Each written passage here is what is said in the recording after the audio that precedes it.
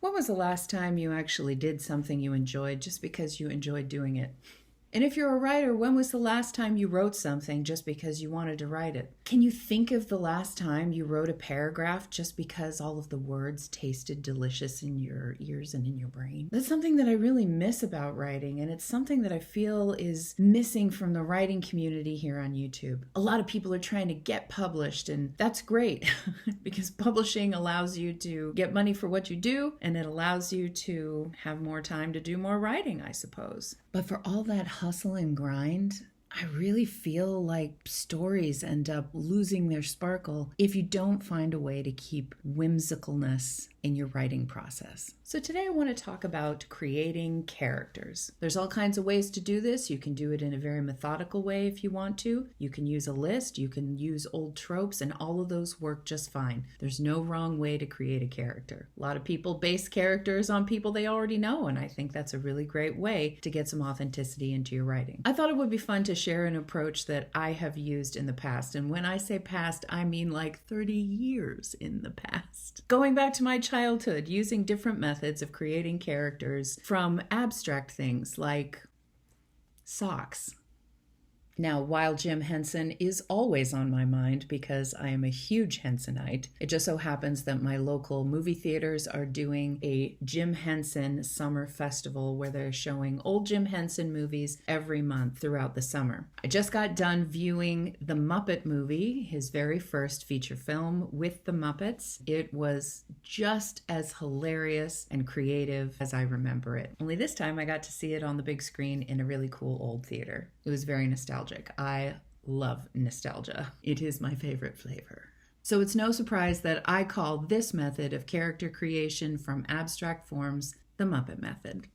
As you can see here in this clip from public television, Jim Henson is describing the different ways that you can start off with abstract forms and make it into something that moves.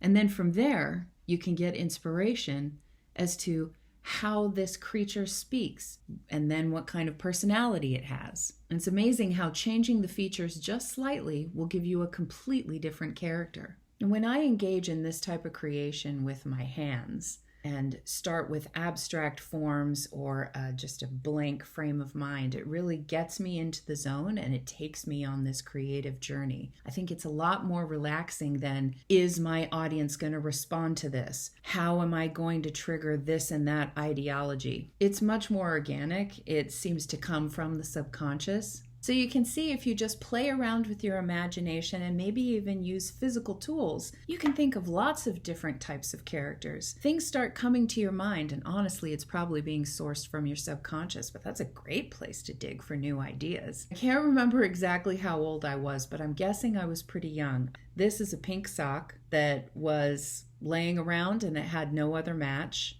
I felt like making puppets that day. I've been a puppeteer and a puppet maker and a doll maker for many, many years now.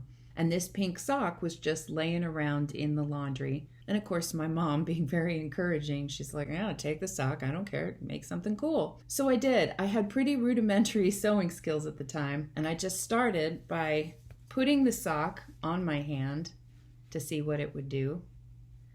And then I made a cut in the middle of the sock right here, snip, and then I went through and I cut this out and made a little hole for the mouth. And then I found a couple of buttons. These are my favorite kinds of buttons. They're little round balls. It's hard to find them anymore because they were more popular in the 70s, but my mom is a sewing artist. She's a fabric artist, and so she had plenty of those hanging around because she likes old stuff like I do. And then this is an old upholstery button that was just sitting around. I sewed those on the face. But what it led me to next was I had these pretty buttons here that had swirly designs all over them. And I wanted to put earrings on, but she didn't have any ears. And of course it's pink, so it's a girl. And so I thought, well, what's a good way to show off these earrings? And I thought, well, I'll just put ears. I'll just put on ears. I'm actually not much of a dog person, and it's not like I, love dogs, and that's why I made a dog puppet. I ended up making a dog puppet just to show off these earrings. I don't know, I must have been like 11, 12, something like that when I made this puppet. You can see my stitches. They're not very good. They're sloppy. They're made with black thread.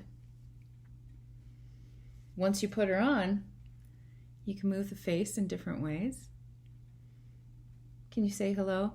Hello. Is that her voice? I don't know. Hello, hello, hello, hello. Hey, how's it going? Hi. Is she kind of scrappy? What does she like? Does she like to smell things? Does she even talk at all? Where is she from? These are the types of questions that you start to think about, just coming from an abstract form like a sock.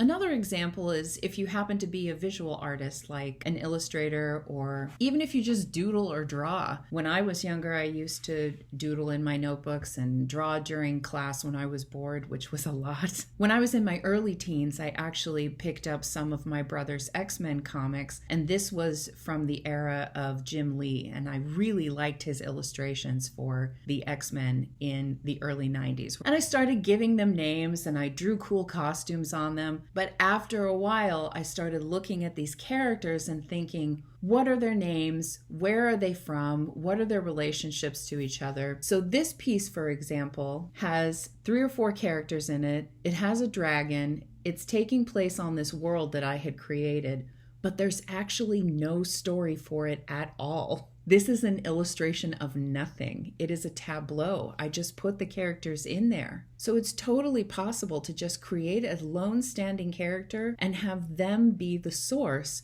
for an entire series of wonderful, fantastical stories. So if you're a puppet maker and you love puppets, I highly recommend that you just put down what you're doing and clear out a day and then just try to make puppets like Jim Henson suggested in that video. See if it jogs your brain. See what kind of creative ideas come from that. I always like to come at writing from different angles, from maybe looking at a painting or being inspired by a TV show. Make something, sculpt something, draw something, doodle something, make a bunch of lines, make up a symbol. What does that symbol mean? What kind of characters believe in that symbol? Is it a religious symbol? What is that world like? Let it lead you to the next question and the next question and the next question. And eventually you'll have a whole complete character with an entire world surrounding them and plenty of ideas for your next book. Once again, a huge welcome to all my new subscribers. If you have some ideas for videos you'd like me to do, especially those that have to do with writing and modern pop culture, I'd be happy to accommodate if I can. If you want to join my writers group, it's a very low cost and you can follow the link below to do that. I'm looking to publish monthly workshops. So if you want to have your work workshopped with me, I'd be glad to do that. You can also check out my fiction for free again at the link below. Thanks again for watching today. I'm KM Carter. Keep writing. What's your name? What should your name be? I don't know. What do you think I should name her? I can call you Betty. And Betty, when you call me, you can call me Al. We ought to get you a body.